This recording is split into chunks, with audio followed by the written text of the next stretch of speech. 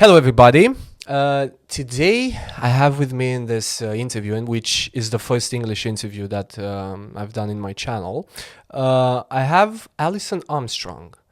I have to tell you that I found her, not actually her, but her content in a time in my life where I was kind of lost. And what was really appealing to her is that she was the only one that kind of understood men. And I was like, wow, look, there's somebody that is talking positively about men. Not like, we are so bad, we have to do everything, that's your fault, you have to understand that and this and everything. So, yeah, today I'm really, really happy to talk with Alison. I've read her book, which is amazing.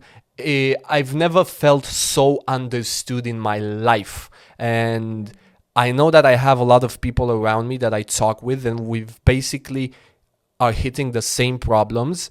And I think it's a macro. I don't want to use the word problem, but it's a macro misunderstanding, and maybe we can clear these things up. It's a good way to put it. And of course, as a man, using the word problem is good because problems have solutions. Way better than issues that could last for generations. I think this problem can be solved. It just is, there's just a lot to it. So where do you want to start? I want to start basically into not men versus women, but perspectives, the male perspective and the female perspective. And I want to start with a societal thing. I was born in 96, and as I've told you, I'm in Eastern Europe right now, in Romania. And I still had my grandmother, and I talked with her. And basically, here, the I don't know, let's say the new age wave came a little bit too fast and all at once, something like that. And I still have references in which basically men were men and women were women. You, you, you know what I'm trying to say? I And think then I went and started trying to understand women when I was hitting puberty. And I started reading books and getting courses. And I think what I'm trying to get at is I feel like there's this zeitgeist in which men were the problem, and we started reading, we started understanding women, we started trying to understand the differences between how our brains are wired and our hormones and everything, right, including societal conceptions. And I feel like the pendulum has swung a lot towards men, like we are responsible for everything, but and we have to carry the load of the women as well. And I don't think it's fair. And to close the circle and maybe reference the book, what is the difference between responsibility and accountability in women? Oh, wow. Um, so I can't answer without contrasting. Okay, I can't just say this without also that. Um, and I make a distinction between responsibility and accountability, where personal responsibility, as in what is my part? What's my part of this? Is it's a tenet of transformation, and it's really an access, and it's an access to taking action on what is actually yours to take action on, where many people take action upon something that's not theirs to act upon. They're trying to control and manipulate others in their world instead of paying attention to themselves. So responsibility I consider to be something that is something that I can do in my life. I can take responsibility for my part, which is where I started in 1991 when I found out I was bringing out the worst in men. You've read the Queen's Code. So it was a colleague of mine that was called a frog farmer, and I was sitting next to her. And it was beautiful to me. I was so happy to find out I was bringing out the worst in men, because the alternative was that men are their worst. That's the whole, that's the sum of men is their worst. And but I didn't know how I was bringing out the worst. And because I was so normal. So I set out to find that out. So So that was my personal responsibility, finding out what I was doing to bring out the worst in men. Now, I know you wanted to say something. Can you hold on a second so I can do accountability? yeah. Okay. So partnership is my passion, right? So everything I've done since 1991 and even before, it's about how do we access partnership? How do we access union, being on the same team, no matter being on the same side, no matter what's happening, even if it seems like a conflict between us, that we're on the same team, on the same side, trying to get to aligned places. And accountability, I love this word because it has all these pieces you can move around.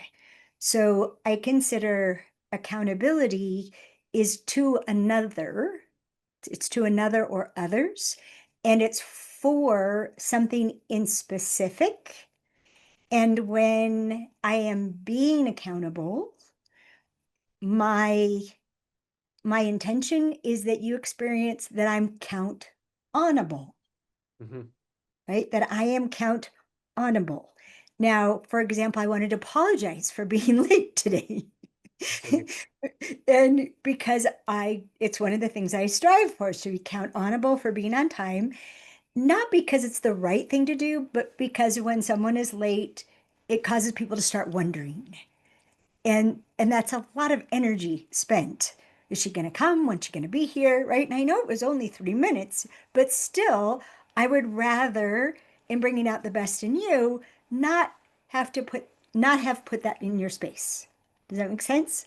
Yeah, So yeah. when someone is accountable, they're not perfect. It doesn't mean they're going to be perfect.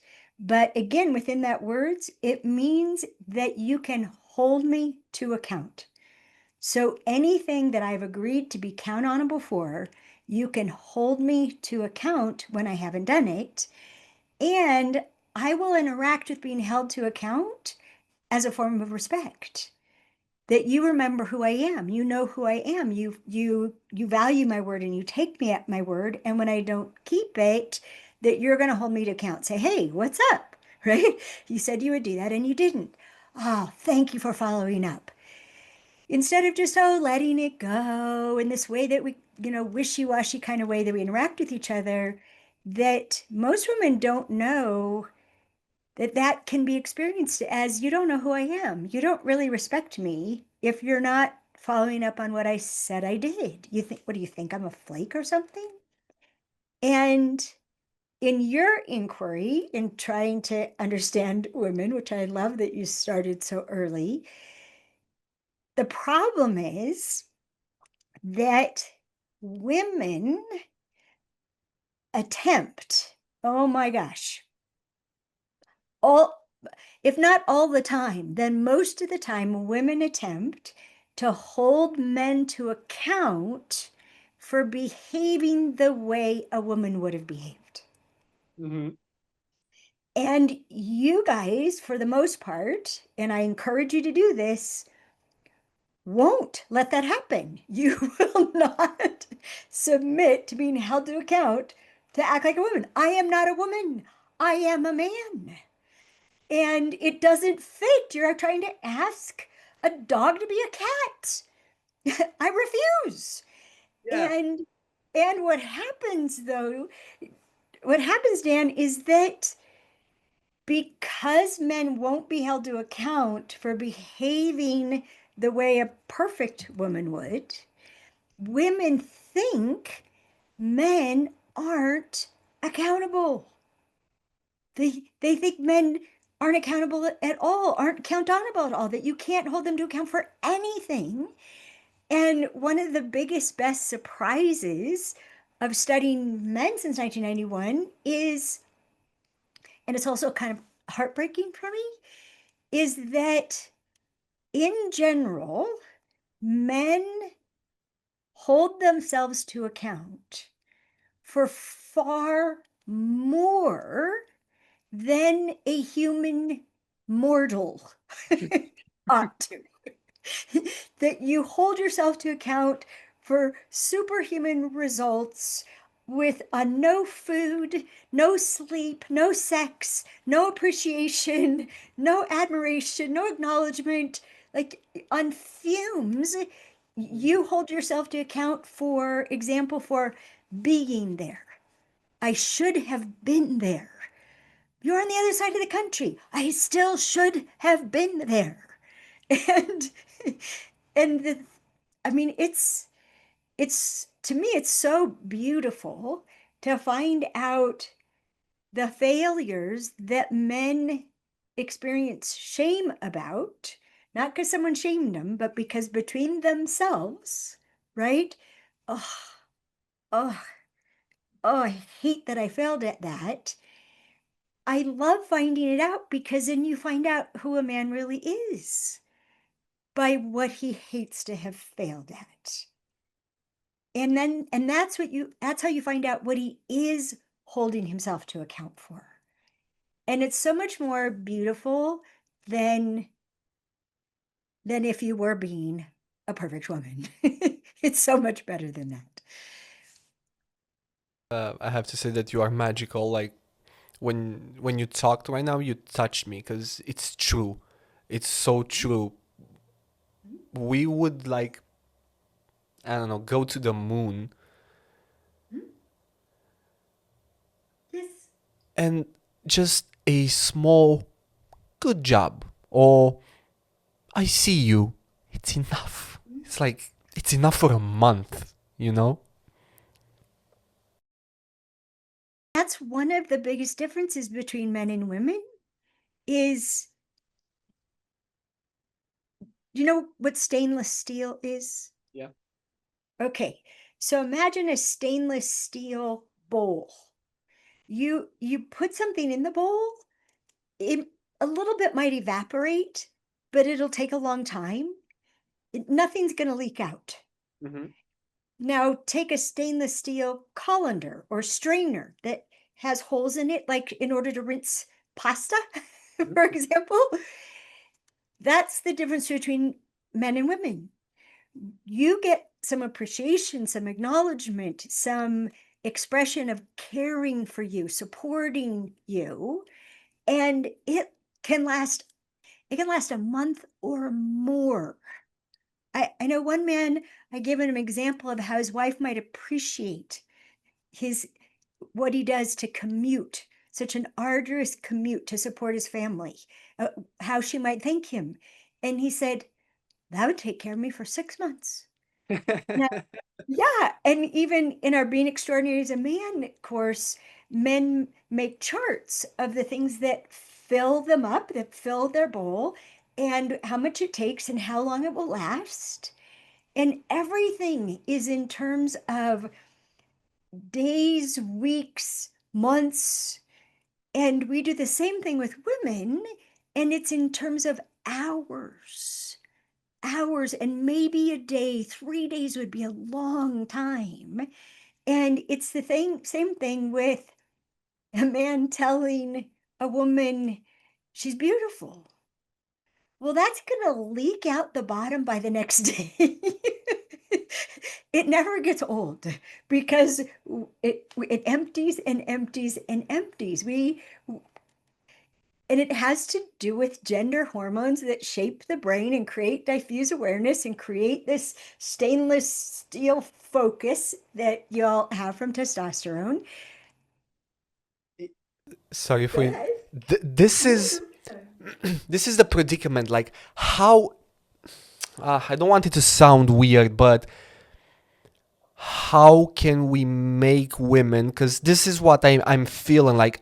We cannot find women that support us. I'm sorry for saying that, and I'm talking from a subjective opinion, but from what I see around me, from other people, from friends, and women don't understand the concepts in your book, and also they don't want to relinquish the right to, I'm going to use, castrate men, right? Mm, Uh, yeah, the I, big word. I feel like we have to change our nature in order to understand, in order to appease, and in order to attune toward women, but the contrary is not valid. Like, women have to do nothing just because they are, oh well, women.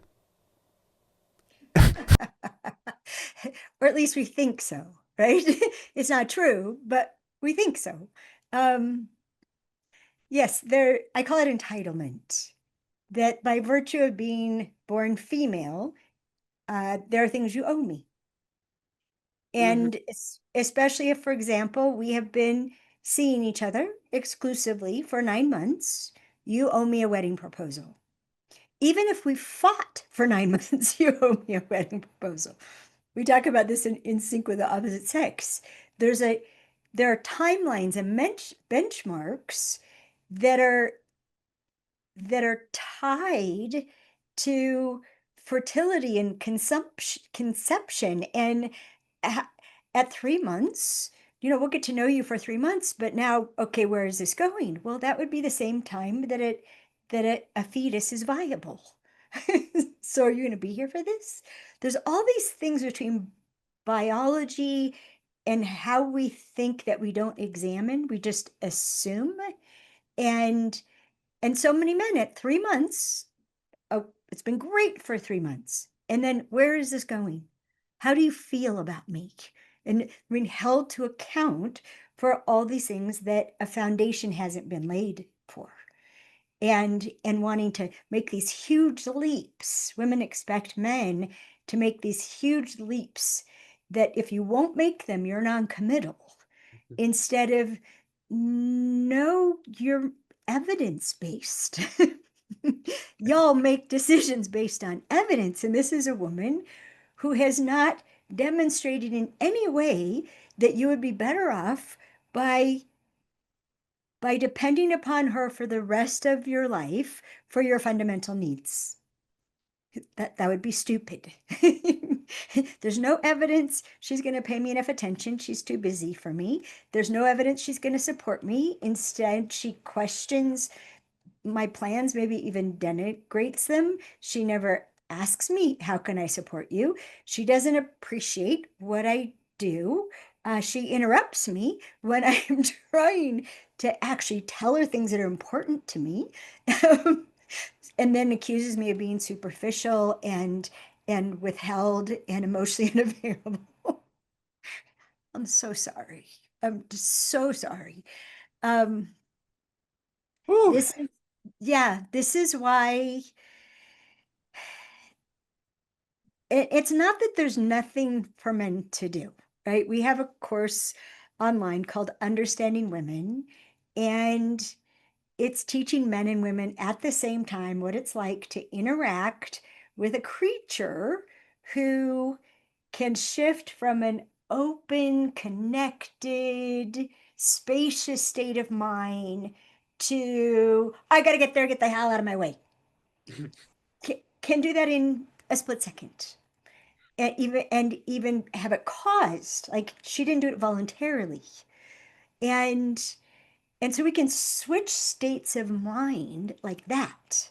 Whereas for men, depending on your levels of testosterone, you actually need a transition time and often a transition ritual to go, say, from a committed, specific destination, goal, result to being open and available to connect with. That takes time, and it even takes neurologically, it takes a neural pathway that has been dug over and over and over again to make it easier to go from a committed state of mind to an open state of mind. And if, as a man, which is so sad, Dan, and I'm really sorry, in order to appeal to women, because there is so much that we could give that you need, and you know you need it. Many men have become self-emasculating. Mm. So instead of protecting that focus, protecting the results they're committed to, having people understand, when my door's closed, pretend I'm not here. I'm not, don't interrupt me. You'll you'll ruin my ability to produce results and my sense of peace being submerged in the producing of those results. I love the fact that you use that word peace. My husband taught me that. I asked him, I said, honey, do you experience peace after you've achieved the result that you're focused on? And he shook his head and he goes, and this was literally after 28 years of studying men. He said, he said, sweetie, single focus is peace. Yes. Oh my gosh. And so if you can take the opposite of it, estrogen configures the brain to have diffuse awareness so that we can be scanning for danger while while gathering everything that's needed. While, I mean, multitasking, we didn't decide to multitask. Our brain is built to multitask, and it means, imagine this, if you will. Mhm. Imagine living in a state of interruption, that Mm. that's normal, that the environment is interrupting. I Sound, sight, smells. I felt a sensation like needles, like thousands of needles, were being inserted in my body when you told me to imagine that. Yes. And I mean, that one of my favorite things to have heard about was a study where men agreed to take high doses of estrogen, and within a day there were dropouts. I think it was 3 days they'd all dropped out, because what it did to their brain, the amount of input from the environment, they were they felt crazy. They're like, stop, stop.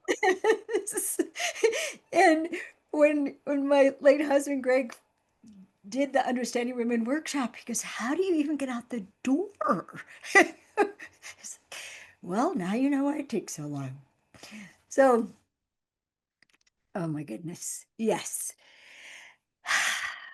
Where do you want to go from here? I want to ask you if you have any advice for us of how to be able to navigate these situations. Again, I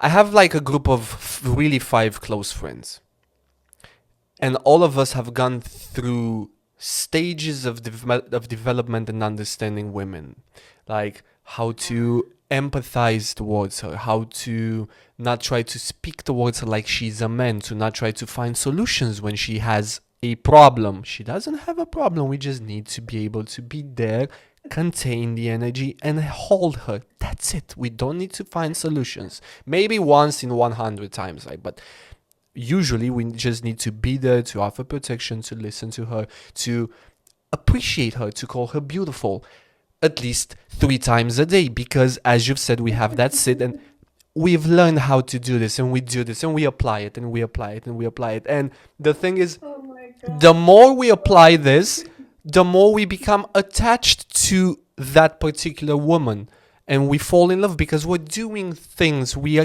care, but then it's not reciprocated. And I guess from your experience, how can we sort of protect ourselves? But I'm not, I have a mentality of courage and living with an open heart, but still, like, we need to be careful a little bit. How would you say that we should go about navigating this situation? Well, um, I'm going to try to make a long answer a short answer.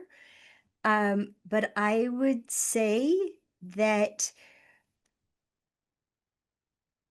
you have to sort fast. And what you're sorting for is, does this woman care about what I need? Now, I teach the same thing to women. Does this man care about what I need? And the reason why I have to teach it to both is because of what I would call the effects of attraction. And there may be more kinds of attraction than the two that I've identified, but these are two main ones, Yeah. right? They're as distinct as my screen and yours. And unfortunately, ay, ay, ay, many people know we have two nervous systems. So we have Yes. a very primitive nervous system. We have a very primitive part of our brain, the limbic brain, which is at least a split second in front of the prefrontal cortex, which is the executive override. So if you think of like, this is instinctual impulse, and then this is conscious choice. So impulse, choice, impulse, choice, impulse, choice. And I adore my dog. His name is Buckminster because his body shakes with how rapidly he's overriding his impulse. His impulse is to jump up on me and lick his face, and he's keeping 4 feet on the ground because he knows that's what I require. And so he's he's overcoming again and again and again. And it's interesting, Dan, because I discovered this, I don't know, maybe a decade ago, that there's a tension in that women feel around men who are, you guys would call it physically attracted. It's a sexual attraction. Men who are sexually attracted to a woman, you're literally being my dog. And you're overriding the impulse. Grab it, take it, touch Yeah, yeah, yeah, yeah, yeah. it. That's not allowed. That's not allowed. That's not allowed. That's not allowed. And women, thank you for laughing, women don't know that one of the ways that we're bringing out the worst in you is by appealing to this brain instead of this brain. So, by the skin that we showed, for example, I asked a panel of men, how much skin does a woman have to show to remind you that her body is covered in this delicious substance?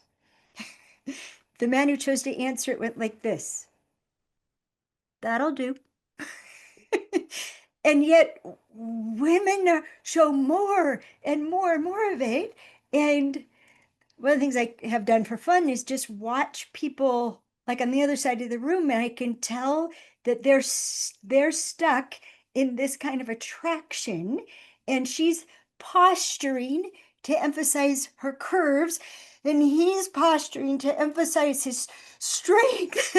And they're like two pinball machines going off at each other, and I know it's going to be a disaster. It might make for some hot sex that doesn't have to be technically skillful because it's so chemistry driven, which is an accurate name, by the way. That's testosterone and epinephrine that they're both experiencing. But it's going to be a disaster because it's procreate is the most primitive instinct on our planet in every species. And so what I'm going to do is appeal to your most primitive instinct and then judge you by how evolved you are. What do you mean about that? Well, that I'm going to keep igniting this Mm. take impulse while what I'm evaluating you for is how much do you give to me. But I haven't I haven't appealed to the giver in you. I've only incited the taker. And so Making Sense of Men is the name of this book, and it distinguishes between physical attraction, which, by the way, when men told me, so what's going on with you and her? Oh, it's just physical. I thought that meant that he liked her body. When I delved into it, I found out no, what men were saying, the only part of me that's in this is my body. The only thing that's being appealed to is physical. I haven't been appealed to emotionally, so I haven't been caused to care about her. I'm not appealed to intellectually. There's no fascination or intrigue or interest going on here. I haven't been appealed to spiritually. There isn't this sense of otherworldliness, the eternal that you guys look for in women and depend upon us from. None of that has been happening. And so the only part that's responding is the physical part of me. Does this make sense? Yes, it makes sense.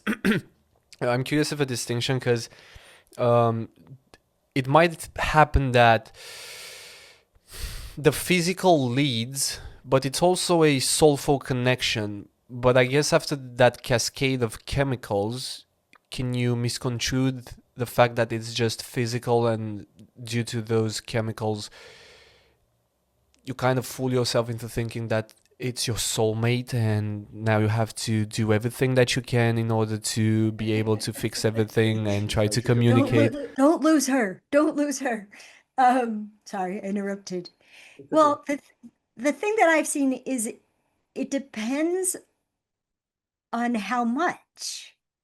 Like I tell men, if she's more than a like 6.5 to you, and especially if she's what you'd consider a 9 or 10, she's gonna make you stupid. She's going to, she's going to, you're gonna be planted in your most primitive get her and keep her, like possess her. And That's true. yes, yes. And unfortunately, women mistake possession for commitment. And so when a man is overwhelmed by his physical attraction to her, the things that he's saying, she thinks are commitment. And then that spurs on her need. And I mean, she already has a built-in need for commitment. So the desire for commitment and her thinking this is a man who's committing, but it's based on something, ay, that never is going to bring all of the dimensions together. And the same thing happens, Dan, if a woman is, if he's her type, for example, if she's like, chemistry will affect her the same way, that she's got to get him. She wants to possess him. Now, mutual possession does not equal mutual care.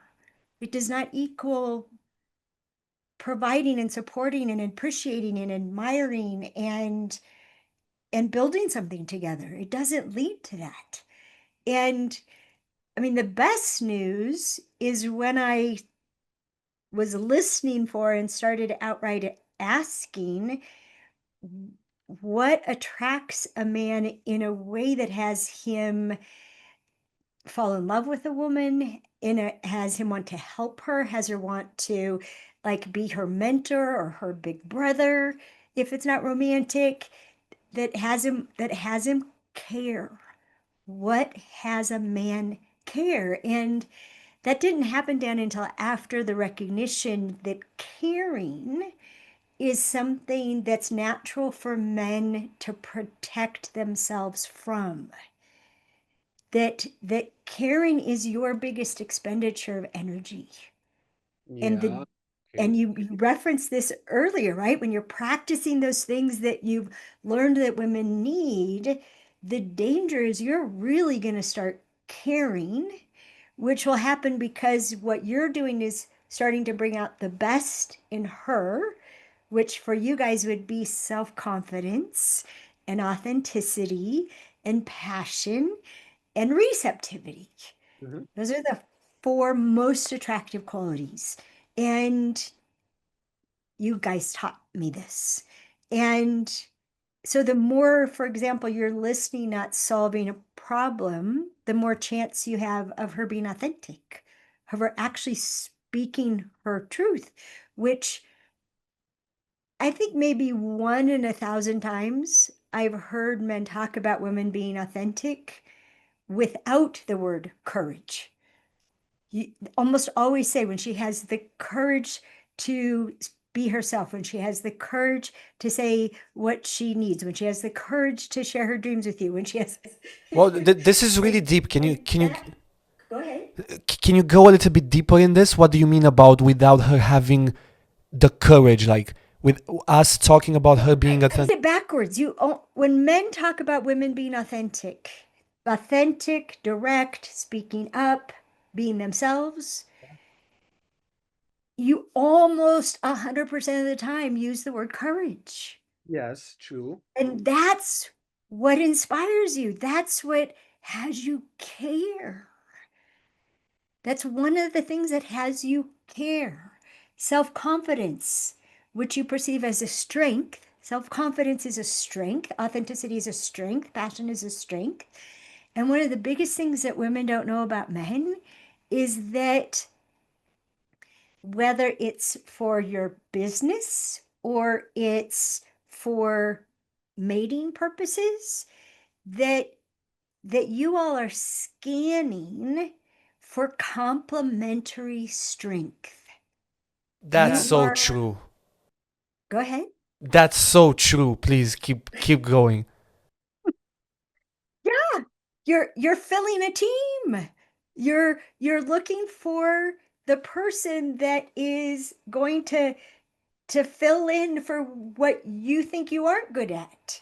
The person who, I mean, the way one man put it, if you follow football at all, it's the Jerry Rice to Tom Brady. Tom Brady wasn't looking for another quarterback. He was looking for a wide receiver that would literally change the possibilities of his own game. And that's what men are looking for in a mate. Someone he's going to be so much better off with her. But because we don't know that we're trying to hold you to account to be like me, instead of being accountable, being countable for the strength that has attracted you to me, be countable for providing that for you, and admiring you for the strength that you're bringing to me. Instead, we're criticizing you for not being like me. Or And starting to you're supposed to compete. be like you and like me at the same time. Or we start to compete. Like I'm really That's how it gregarious. mostly shows up as a competition. And and women, oh, they got it all. They just don't know. Like when a man first meets a woman and she seems special. That's the word in English that most men will use. Like, oh, and you can see it from across the room because you're super perceptive. Like you can see all this before she opens her mouth. It's in her posture, it's in her eyes, it's in the glow of her skin, it's in everything. It's how she looks back at you. And oh, she's special. Okay. And then what you'll do, which is totally natural, is you'll try to impress her. Mhm. And you'll try to impress her by, you know, advertising how you're strong, do you know? And so you might talk about your connections, you might talk about your resources, you might talk about your special skills and what you excel at. And because almost no women know, I call it peacocking. Do you know what a Mhm. peacock is? Yeah, so you're peacocking and you've got these feathers you're showing, right? You're peacocking And then tries to one up you because she doesn't know that this is because you're attracted to her and you're Exactly. trying to find out, will she be, will she respect your strengths? Will she appreciate your strengths? And you guys are so smart because you know if you can't impress her in those initial moments, that you don't have a chance. And Exactly. especially what you know is that you don't have a chance of making her happy. Like impress is like here on the scale, happy's up here on the scale. If you can't impress her, you're never going to be able to make her happy. And if you're tied to a woman that you can't make happy, whether romantically or professionally, or she's your daughter, it will suck the life out of you. Mhm. Whereas her being happy is it's just going to feed you and feed you and feed you. And it's this beautiful way that we can be tied together. Or it can go right down into the sewer. And you guys are actually smart. You check first. If she's not impressed, you know this is a non-starter. You're going to look for the woman who appreciates those feathers. I have one more thing to say about you. Do you want to say anything before I do? Uh, Keep going, keep going. So I want to tie it back. So the thing to check for is how does she respond to you needing something? And so this is why I made a recording. It's a collection of distinctions called Dating with Distinctions. Okay. And and whether someone else has introduced you, given you someone's phone number, she's given you her phone number in a passing, or you're on some kind of dating app, the thing to check for is how does she react to you needing something? Like, um, like I would love to spend time with you. I'd love to take you out to dinner. It would need to be on a Saturday night. Well, how does she react to that? Why only Saturday nights? The end. Just stop. She doesn't care about you. She just cares about what she's trying to get to you from you, and you just presented an obstacle. Well, What because change- Monday through Fridays are dedicated to my business, and Friday and Saturday most of Saturday I recover from what I dedicate to my business, and by Saturday night I actually can be good for something and appreciate who you are. Well, I don't know how this is going to work, right? Instead of, really? What does your business require of you? like, does she lean into that? Okay, Saturday night. I can't do this Saturday night, but I could do the next Saturday night. Does she honor what you've expressed? Is she willing to adapt to what she's expressed? You have expressed? Does she go forward to be curious about what causes this perfectly legitimate need? what changes? Have to test for it. But What? what changes? Like if in the beginning everything is beautiful, she like adapts for your needs and she does what you want. What changes during the relation? What happens? What's in there? What flip switches? I'm so sorry. I am so very sorry. Okay, what changes? What changes is if she is too attracted to you, like if she's attracted to you physically, right? Your build, your looks, if she's attracted to your status, if she's attracted to your bank account, which she will try to calculate based on your vehicle or where you live or how much you spent on dinner for her. If she has this would make a good husband, would make a good husband is a good catch. Even that word catch is so demeaning. If her reaction to you is that, then what's going to kick in from her limbic brain is to please you no matter what. Be pleasing and avoid being displeasing.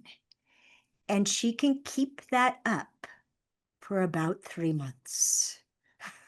Okay. Basically, She, we need yeah, to. we are naturally adaptable. We don't even have to think to adapt. We're watching you so closely and interpreting and even misinterpreting your your facial expressions, your body language, your responses to what we've said or done. We're interpreting it in terms of, am I pleasing you or displeasing you? Am I pleasing you or displeasing you? And I mean, I've told women, verify. Like she'll be expressing herself authentically, and a man will get a funny look on his face, and she'll think he disapproves of that. So she doesn't bring it up again, and now she's being inauthentic. And I'm like, when you get a look like that, verify. Is that to what I said? I said, sometimes it's just indigestion.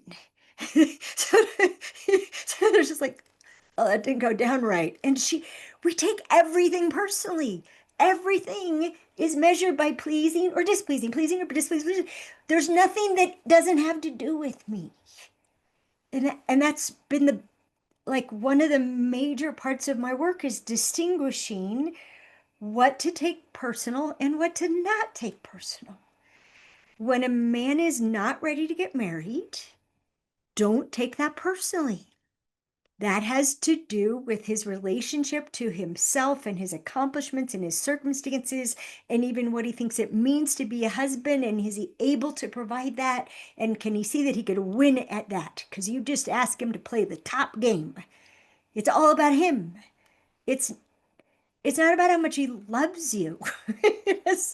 It's all about, can I do right by this? And you guys even think it's dishonorable to marry a woman because you love her when you know you can't give her what you think she needs. Yeah, exactly. Yeah.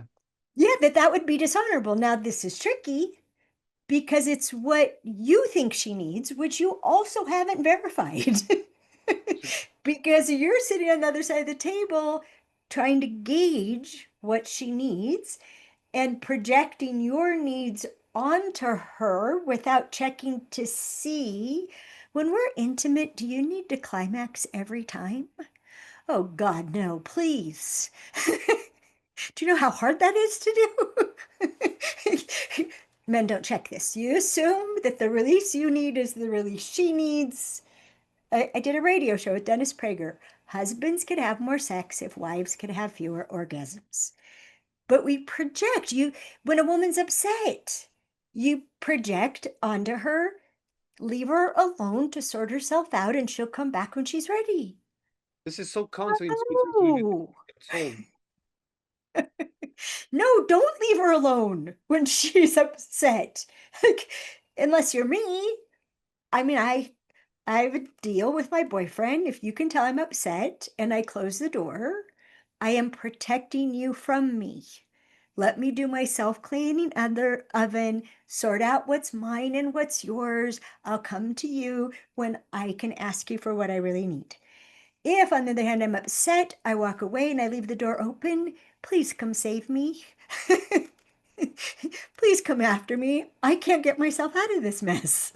So, but both men and women, we project onto each other. When you're upset, we try to soothe you. We'll pet your arm and we'll try to calm you down, not knowing that the adrenaline in your body, also known as epinephrine, will cause that to feel like a burn Hmm. and cause you to go, ah, which then we'll think you're a jerk. Here I am trying to take care of you. So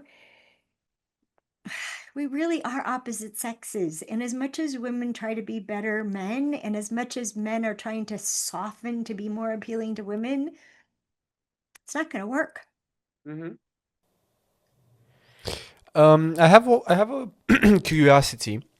You've Okay. used the word not accountability, sorry, commitment earlier. Mhm. That women want commitment, and from what I've read in the book, in the Queen's Code, it seemed tailored to the pre-modern internet era. And I'm curious, how do you see? Oh, you just froze. Can, Wait, can, wait 1 second. Dan, you froze in that moment. You said it seems tailored to the pre, and then okay. The internet, do that? yeah, sure. The internet froze when I wanted to say that it was tailored for the pre-modern internet era. And I'm curious, how have you seen the landscape evolve? Because right now, from again what I'm seeing, maybe at least in Romania, I don't know, but women don't really want commitment. And for us, in order to be even more, um, how to put it, influential or more visible, to do that peacocking stance, we need to be like super extraordinary. And this, I think, happened with the launch of Instagram. From your experience, have you seen any kind of shift, like let's just say from the mid 90s up until now? Ah, oh boy. Um, it's interesting, Dan, because in the beginning you talked about um in Romania it coming on all of a sudden, right? Mm-hmm. For you as a young man. Um, I was born in 1960. So I was there when Barbie dolls and feminism ran Mm-hmm. smack into each other. Mm-hmm. So I'm playing with my Barbie dolls, reenacting Barbie and Ken getting married. Do you know what a Barbie doll is? Yeah, of course. Okay, good. Just checking. So I'm reenacting the weddings of Barbie and Ken over and over again. And then my mother is giving me the message that as a woman, I need to find a husband. I need Okay. to keep a husband. I need to train my husband to behave correctly. And I need to never need him. I need to be completely self sufficient and need nothing of him so that if it turns out that he does abandon me, I'm just fine. Okay, so that was the zeitgeist then, how it evolved. That was mine in 1970. And it's interesting because there are these things that are happening societally, culturally, like Instagram, for example, that when I interact with them, what I'm observing is how ancient instincts are being expressed now and being expressed now and being expressed now.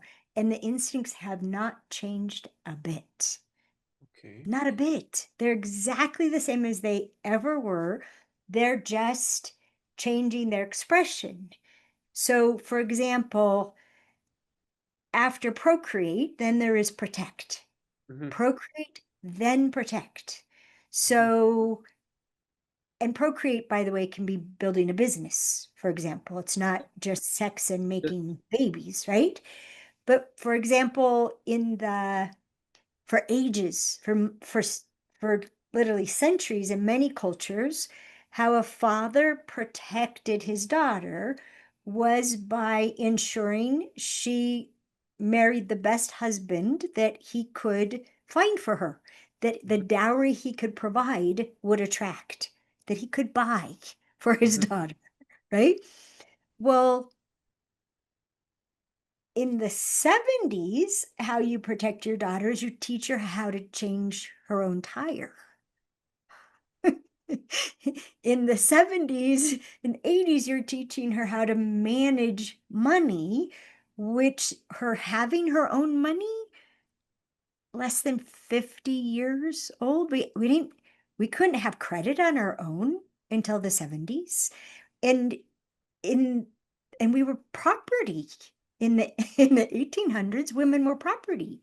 Even in the good old US of A, we were property.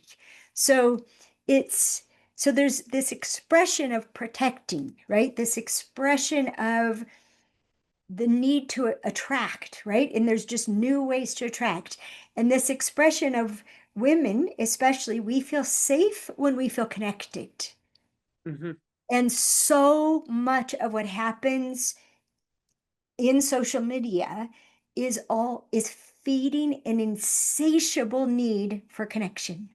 Mm-hmm. Where women, when they're operating from the limbic system, there's no such thing as enough connection. There's no such thing as being liked enough.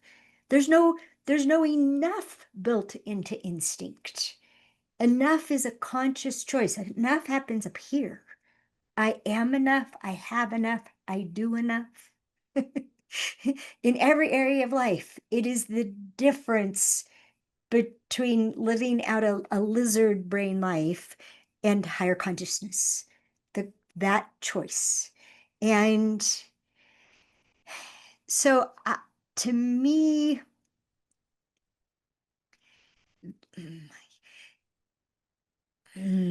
so remember in the Queen's Code when they're talking about the perfect person Yeah. as compared to the perfect person, which is based upon an idealized female? Yeah. Now, if I were going to be more crass, which I've known to be anything I need to be to transform people's lives, women are looking for a man to be an idealized woman with the perfect size body parts. That's what they want. And to act manly in those manly moments when we need you to be strong, but know when to be tender. And women don't know that tenderness is such an expression of strength. Tender can appear weak to them when, man, if you're not strong, you can't be tender, Mhm. right? Ay, ay, ay. You gotta be, yeah, Go ahead. you gotta be courageous enough to open so that you can be tender. And that's a very, very, very dangerous position. Yes, yes. And this is why, and in the commitment thing, there is something, and I don't know about your culture economically. I know, um, I think it's Denmark. I had students coming from Denmark to be trained in our curriculum. And I think that's where it is. It might have been the Netherlands, but it's a socialist country. And so women's survival is guaranteed. Mhm. Women's survival is provided for. So they're not looking for a man to provide that. They have a government to provide that. What do I need a man for? They don't want to give up their independence. And this is something I've seen over and over again. Because of our survival instincts, for millennia, we've given up our independence in order to survive. And once we're past that, either personally or because of the social economic system, once we're past needing a man to pay the rent, then we're now cautious about committing. We don't want to commit to a man who hasn't shown that he'll give us what we really need, because most of us have committed to a man like my tall, dark, and handsome husband, my first husband. I married when I was 23, not wisely, not based on due diligence, not paying attention to the model in his life of what a husband was, which I didn't want his father. But it occurred to me that that's what had been modeled for him, and that's how people learn the most, is through modeling. So I had committed myself to a man who gave me nothing that I needed. And so after having done that, commitment seemed like a really stupid thing to do, period, because women don't go the next step to, okay, let's have an evidentiary courtship where we're where we're revealing to each other what really matters, where we're reaching to provide for each other, where we've demonstrated what we're accountable for, including you can hold me to account for that. And now, based upon a commitment to providing for each other what matters the most, what are we going to commit to as a future? Mhm. Now, having been in a 28-year relationship, 26 years marriage, building a partnership and finding out what it takes to build a partnership, having a until death do us part vow that I took very seriously. Dan and my Dan, his name is also Dan, we just celebrated our 5-year anniversary. But our 5-year anniversary is of the commitment to an exclusive exploration of who we can be for each other. And we're going to be together for as long as we can give each other what's needed. Okay. Period. Period. It's not an end point like a death or I can't stand you anymore. It's we're going to do this for as long as it keeps working to do this for both of us. And it keeps us awake. Right? As life changes, to stay awake and alert. Now, there I have gotten to contribute to and witness brilliant marriages where they have made a vow that no matter what, they're going to do this. And I admire it. And I did it. And I was proud of it. And it was beautiful. And I think it's really important for children. When Mhm. you're going to have children, I think it really matters. But I don't think it's so for me, commitment is an incomplete expression. Commitment to what?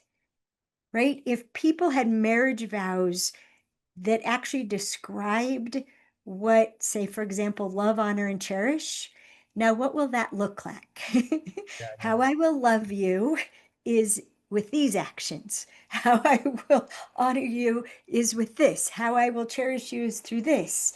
What does it look like? Instead of it's just this sentiment that oftentimes people get married who haven't been doing that.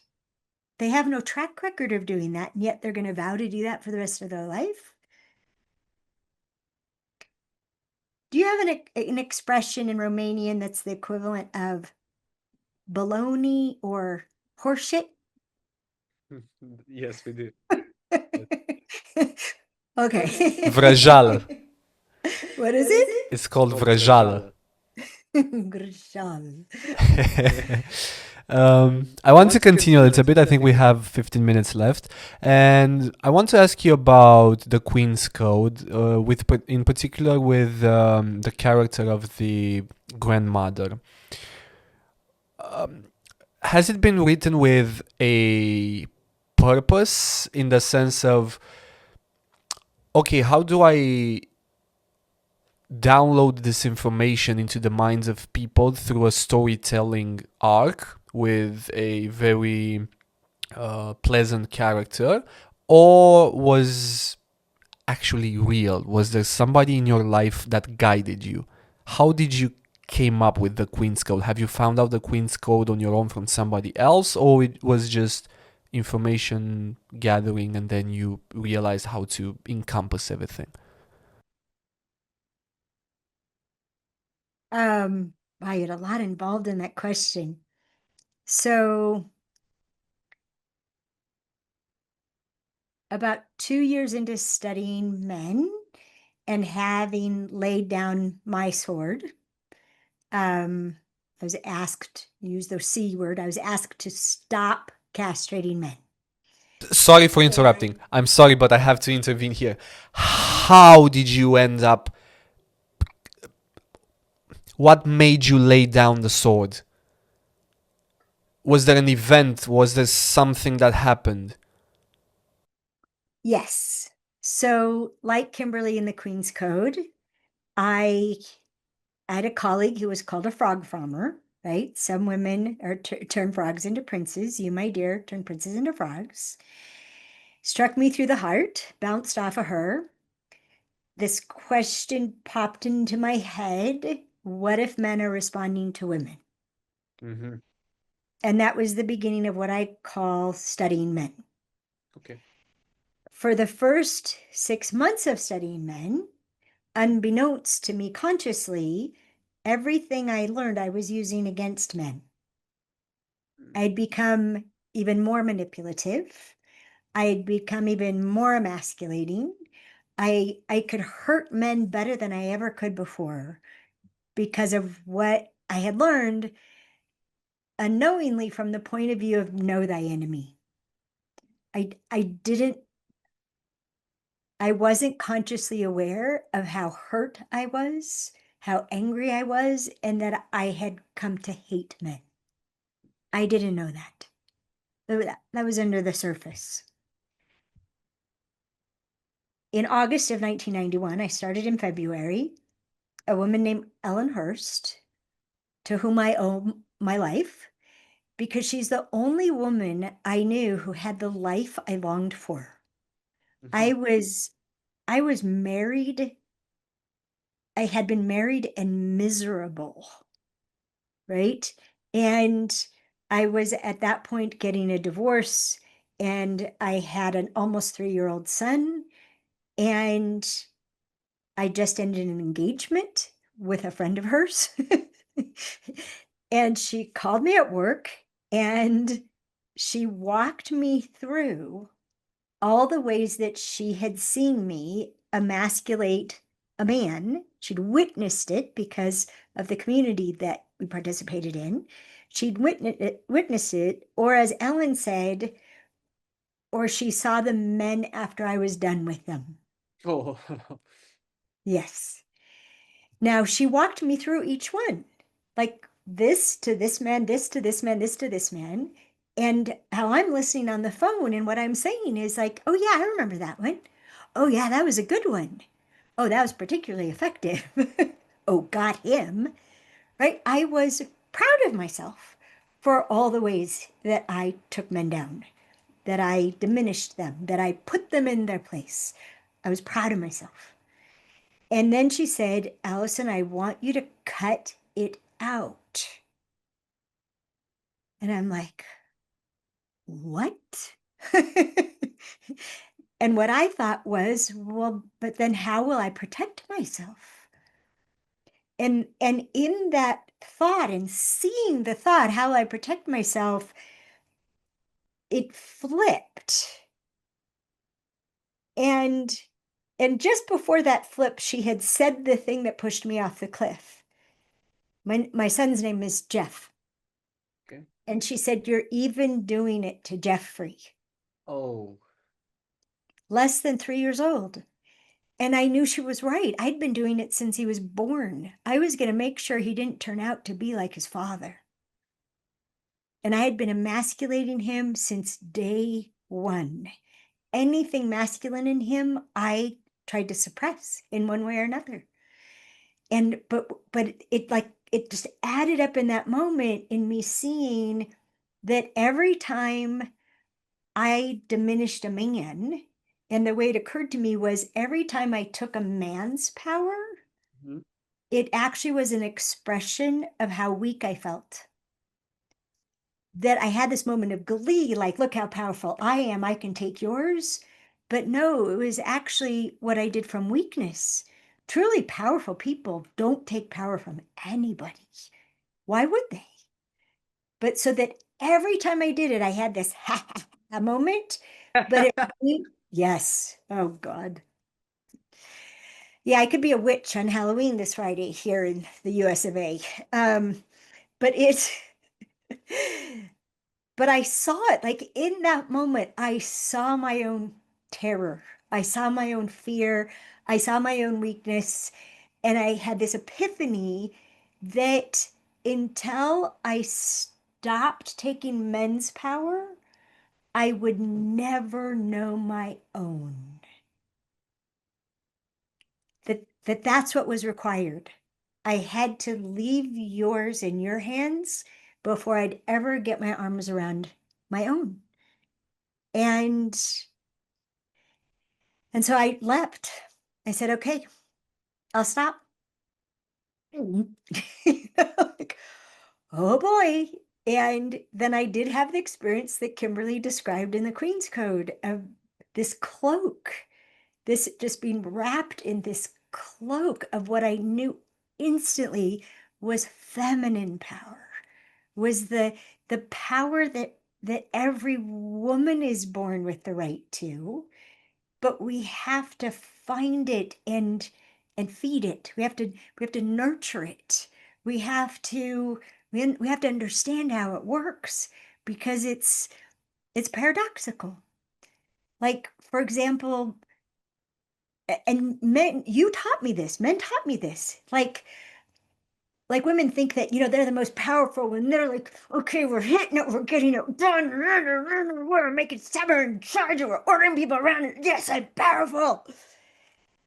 From a man's point of view, a woman who is serene, a woman who's calm under pressure, a woman who can see the big picture in the middle of the morass, that's powerful.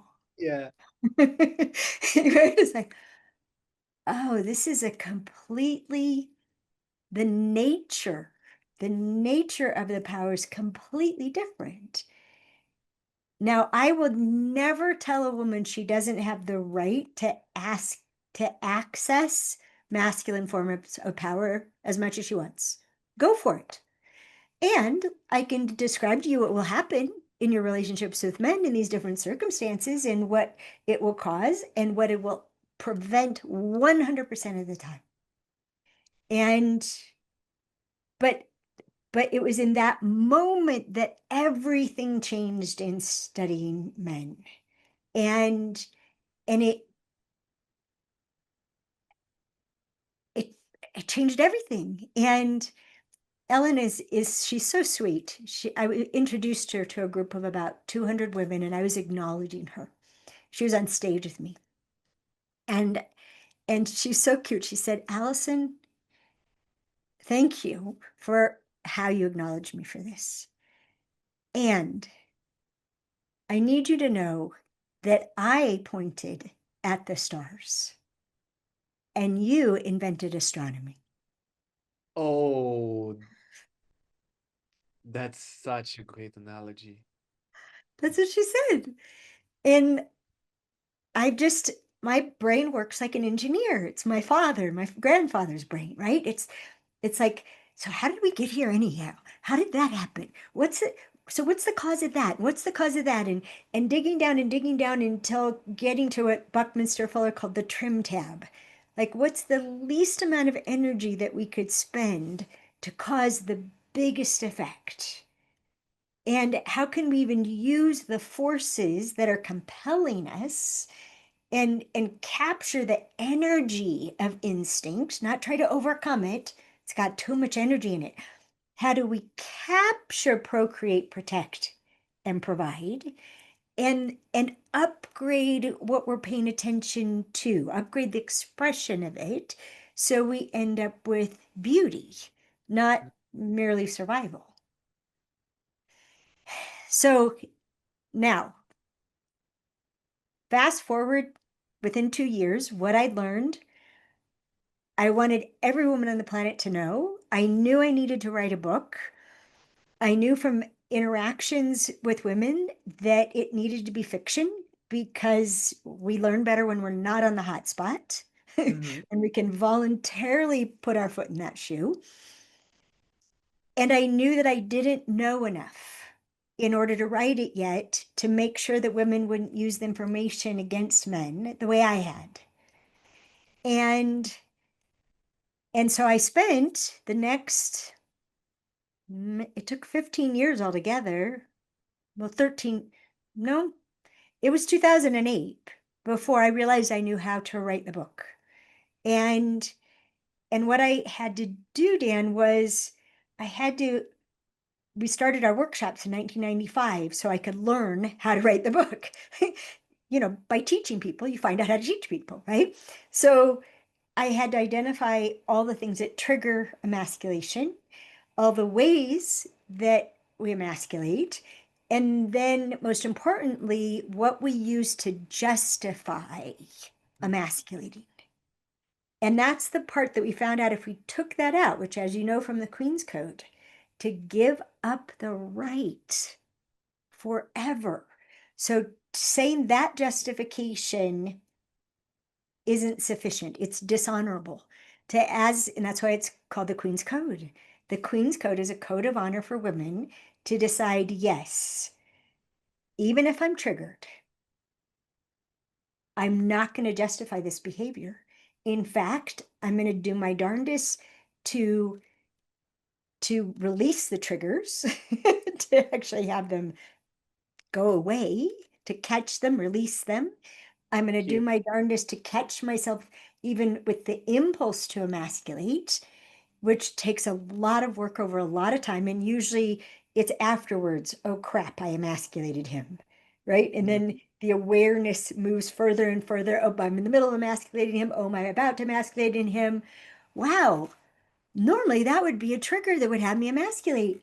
And I wasn't triggered and I didn't emasculate. Yay, look at me.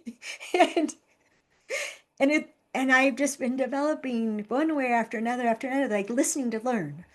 Like you learn in the Queen's Code. If a woman's listening to learn, she's rarely triggered because her attention is on you, not on what does this mean about me.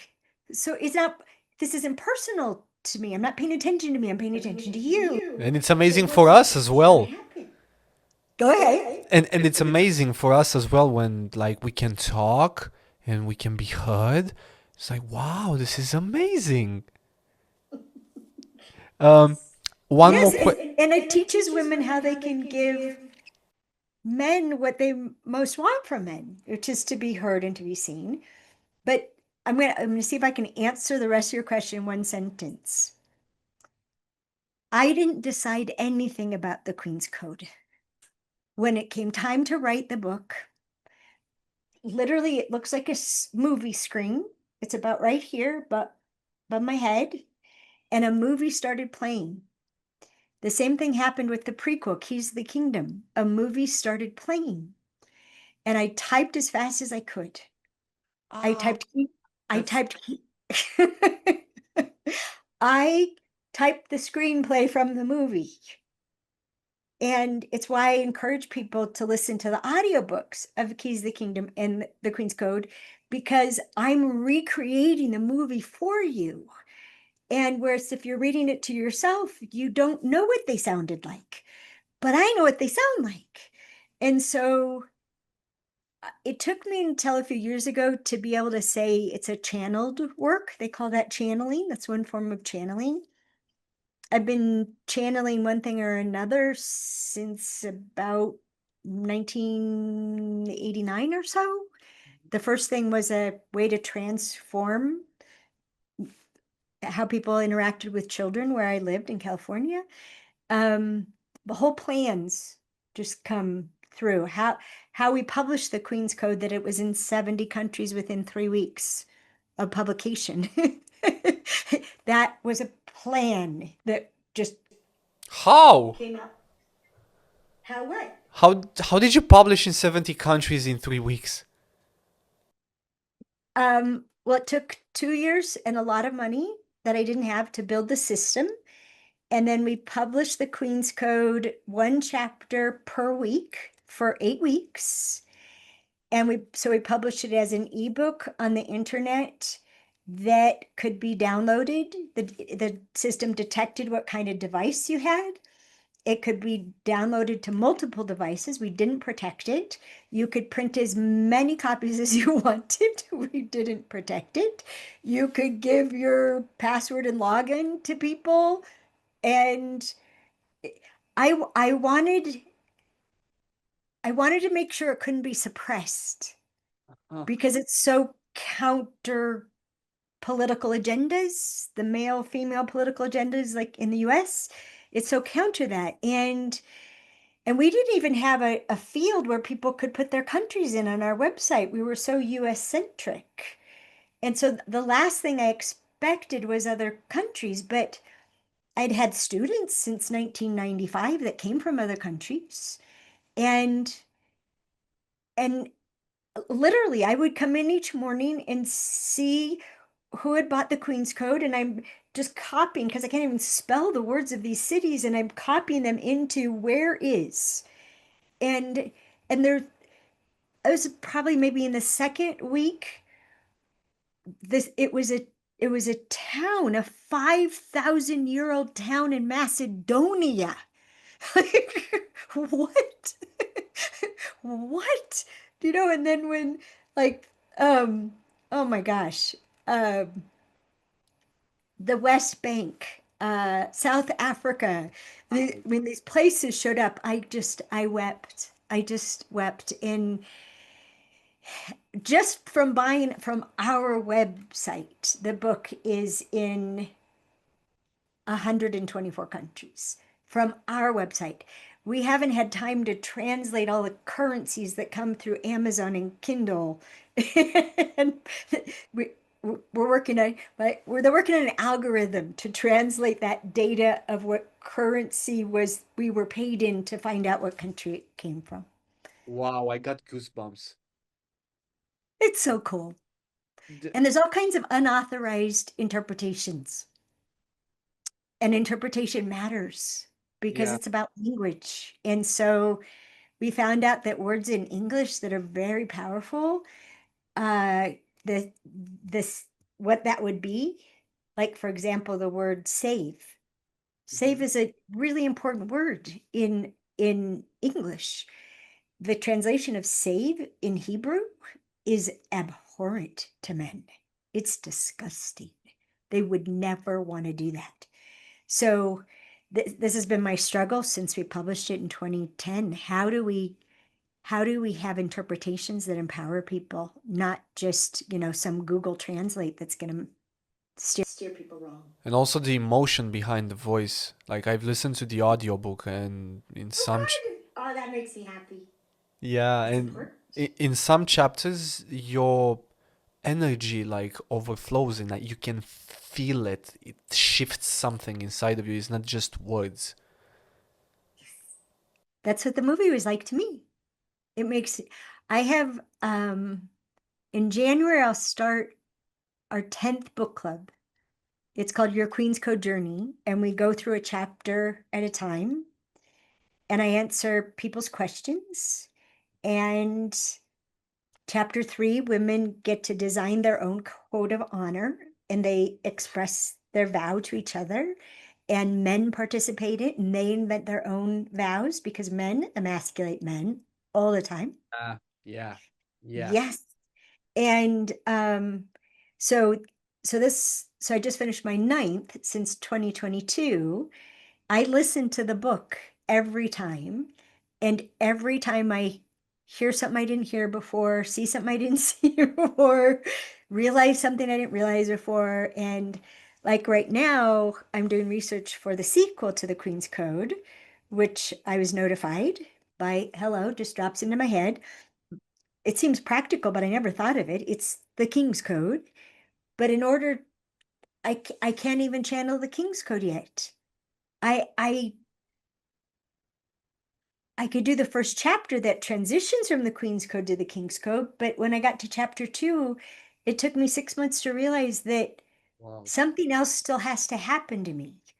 There's this whole other level of understanding men that I've embarked on that's like it's like the cave behind the cave. And I didn't even know there was a cave behind the cave. I thought I'd explored everything about this cave.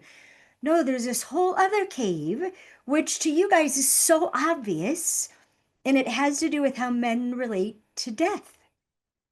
Men and women do not relate to death the same way, and it shapes everything. How do we relate And to death and how do women relate to death? the way that a dear new friend of mine put it was the ever presence of death. that it's immutable. It's just right there. And you interact with it in this paradoxical way. And women don't relate to death the same way. Okay. We don't. We're afraid of being hurt. We're afraid of pain. You're not. Very few women are afraid of dying. Oh my God. Don't you have like existential thoughts when you go back when you go to bed like I could have died today or maybe tomorrow I could die or everything that happened today could not exist or because this is like normal. I know if I'm like depressed or something, but I'm thinking. No, I think you're a normal man. And it even goes further than that in how you relate to each other. You could meet a man and realize you have to kill him. And you could meet a man and realize you would die for him. Mm-hmm. That's a paradox. And you guys resolve that all day long. It's stunning to me. It's absolutely stunning. Women will lay down their lives for their children, but that's pretty much the limit. Yeah, yeah, yeah, yeah, yeah. So it's, I mean, there's a jillion things we could keep talking about, and it would be really fun to do this again. Do it. I'm sure you have lots more questions. Lots. Um, and so I didn't decide anything. I didn't decide what the characters say or how they say it. The book surprised me when Jack had and Kimberly had dinner. I had no idea what she was going to do until she did it. And it blew my mind. And how Jack reacted to what Kimberly asked of him. I wept. I didn't decide anything in that book. The Just only thing I decided is like when you hear Claudia being described, yeah. my grandmother to whom I dedicated Keys to the Kingdom, I'm describing my grandmother. Okay. Claudia looks like my grandmother, Clara Stockton Armstrong. The dimples, the pursing of the lips, the twinkly blue eyes, the high cheekbones, all that stuff. That's my grandmother, who's I I I would say I adored her, but I still adore her. And she's been gone for 50 years, but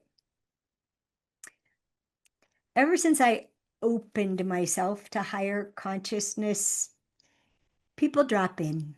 My Mm-hmm. late husband is still very much a provider in my life. He picked my boyfriend for me. He told Oh, me what car to get next, and so I did. he's, he's hanging out with my grandson a lot, and my grandson recognizes his picture. I mean, he wasn't even a year old when he recognized Greg's picture. Like, wow. yeah. Oh, yeah. It's super cool. I mean, and part of me, I knew I couldn't write the sequel to the Queen's Code, but I thought it was for the wrong reasons. And everything I learned about life after life from Greg passing and the way that he passed and how he's been since he abandoned his body, I needed to know all of that in order to be able to write the King's Code. And it's one of the dimensions of the King's Code, how Ooh. much we're still being provided for. Alison, thank you so much for the time and thank you so much for the answers. I think we should do a part two. Maybe I'll come to the US and maybe we should do a part two in which we talk only about this stuff. Because now in the late phase of the interview, we started getting into the really juicy things. Sure. I actually had a young man come from Germany to sit down in my living room. It was great. So yeah, keep in touch. We'll work it out. Thank you so much for the time. You're welcome. Thank you. Thanks for what you're doing. Really. I thank you. Your message should go to the entire world. So maybe you should do a movie. I wanted to ask you this. Have you thought about doing a movie about the Queen's Code? I watched it as a movie. I've always thought it should be a movie. And I used to think about how I would cast it. And I wrote another book that I never published that was going to be made into a movie starring Morgan Freeman. And but we were never able to come up with a script that worked for him. His company was going to produce it. It was called The Belated Education of Adam and Eve.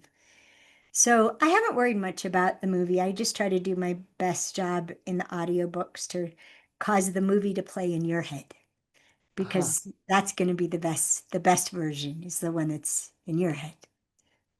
got it. Yeah. Cool. Thank you so much. All right, my dear. Take care. You too. Bye bye.